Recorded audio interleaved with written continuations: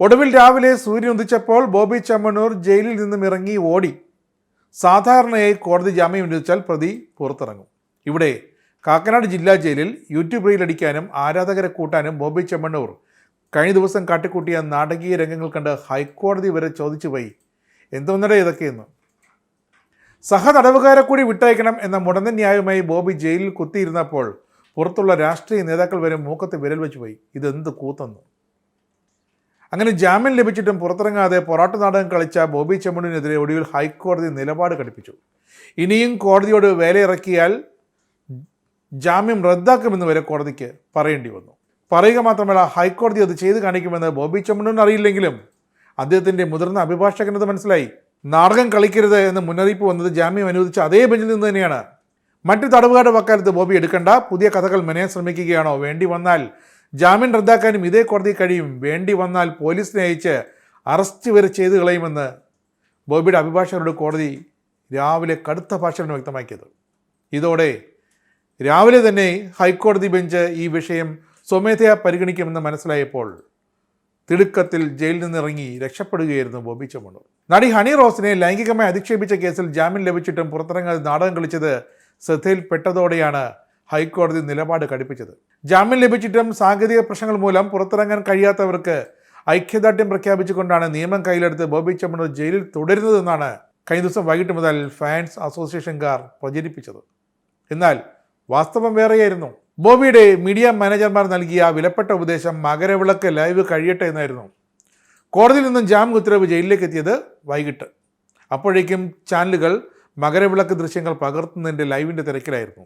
ഇന്നലെ പുറത്തിറങ്ങിയാൽ ആവശ്യമായ മാധ്യമ ശ്രദ്ധ ഈ മകരവിളക്ക് കാരണം കിട്ടില്ല എന്ന് ബോബിക്ക് ഉറപ്പായിരുന്നു. അതുകൊണ്ടാണ് സഹതടവുകാർക്ക് ഐക്യദാർഢ്യം എന്നൊക്കെ പറഞ്ഞുകൊണ്ട് ജയിലിൽ നിന്നും പുറത്തിറങ്ങാതെ അവിടെ തന്നെ ചുറ്റിപ്പറ്റി നിന്നത്. ഒരാഴ്ച പെണ്ണ് കേസിൽ ജയിലിൽ കിടന്നാലും കുഴപ്പമില്ല, പുറത്തിറങ്ങുമ്പോൾ ചുറ്റും ചാനലുകൾ വേണമെന്ന അഴകിയ രാവണ സ്റ്റൈലിലെ ആ നീക്കവും ജനം മൈൻഡ് ചെയ്തില്ല. പക്ഷേ ഹൈക്കോടതി ഒട്ടും സഹിച്ചതുമില്ല. ജാമ്യാപേക്ഷയിൽ പോലും പരാതിക്കാരിക്കെതിരെ വീണ്ടും അധിക്ഷേപ പരാമർശങ്ങൾ തിരികെ കയറ്റിയത് അഭിഭാഷകനല്ല, ബോബിയുടെ മാനേജർമാർ തന്നെയെന്ന് വിവരം പുറത്തു വരുന്നുണ്ട്. എന്തായാലും നടൻ ദിലീപിന് വരെ ജാമ്യം വാങ്ങിക്കൊടുത്ത മുതിർന്ന അഭിഭാഷകനായ ബി രാമൻപിള്ളയ്ക്ക് എന്ത് പറ്റി എന്നാണ് ഇപ്പോൾ അഭിഭാഷകർ തന്നെ ചോദിക്കുന്നത്. കാരണം ജാമ്യാപേക്ഷയുമായി കോടതിയിൽ അന്ന് എത്തിയപ്പോൾ തന്നെ ജഡ്ജി ചോദിച്ചതാണ് രാമൻപിള്ള സാറിനോട്, എന്താ ഈ വഴിക്കെന്ന്. അപ്പോഴേ മനസ്സിലായി ബോബി ചെമ്മണ്ണൂർ ജാമ്യം കിട്ടില്ലെന്ന്.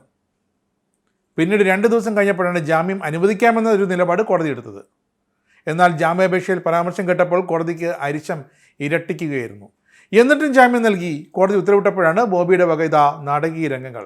പുറത്തിറങ്ങിയപ്പോഴോ ഹൈക്കോടതിയെ പേടിച്ച് തിടുക്കത്തിൽ കോടതിയുടെ വാതിൽ പുറത്തിറങ്ങിയപ്പോൾ അവിടെ ആരാധകർ നിൽക്കുന്നു, പടക്കം പൊട്ടിച്ച് ആഘോഷിക്കണമെന്നത്രേ. ഒടുവിൽ പോലീസിന് അവരെ വിരട്ടി ഓടിക്കാതെ മറ്റു വഴിയില്ലാതായിപ്പോയി. കർശന ഉപാധികളോടെ ബോബി ചെമ്മണ്ണൂരിന് ഹൈക്കോടതി ജാമ്യം നൽകിയത് 50,000 രൂപയുടെ ബോണ്ടും 2 പേരുടെ ജാമ്യവും.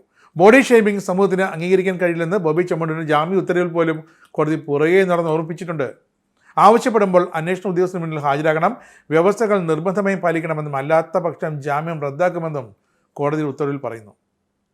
ഹണി റോസിനെതിരായ ജാമ്യ ഹർജിയിൽ പറഞ്ഞ കാര്യങ്ങൾ ബോബി ചെമ്മണ്ണൂർ പിൻവലിച്ചിരുന്നു. അറസ്റ്റ് ചെയ്യപ്പെട്ട 6-ാം നാളാണ് അങ്ങനെ ബോബി ചെമ്മണ്ണൂർ പുറത്തേക്ക് ഇറങ്ങിയത്.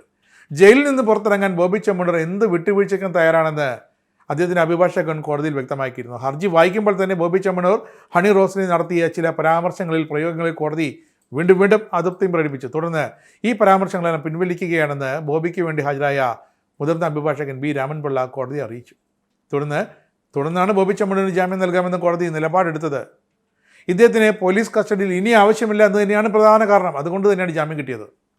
ഈ കേസിൽ കസ്റ്റഡിയിലെടുത്ത് ചോദ്യം ചെയ്യേണ്ടത് അനിവാര്യമല്ലെന്ന് കോടതി വിലയിരുത്തി. കാരണം 3 വർഷം മാത്രം ജയിൽ ശിക്ഷ കിട്ടാവുന്ന കുറ്റമാണ് ഇപ്പോൾ ബോബി ചെമ്മണ്ണൂർ ചെയ്തിരിക്കുന്നത്. അതുകൊണ്ട് 6 ദിവസമായി ജയിലിൽ കഴിയുന്ന ബോബി ചെമ്മണ്ണൂരിന് ജാമ്യം അനുവദിക്കുന്നതിന് മറ്റ് തടസ്സങ്ങളൊന്നുമേ ഇല്ല എന്നാണ് കോടതി വ്യക്തമാക്കിയത്. പക്ഷേ പിന്നീട് ജയിലിനുള്ളിൽ നടന്നതൊക്കെ ഹൈക്കോടതി ഈ അടുത്ത കാലത്തൊന്നും കാണാത്ത നാടകീയ രംഗങ്ങളാണ്.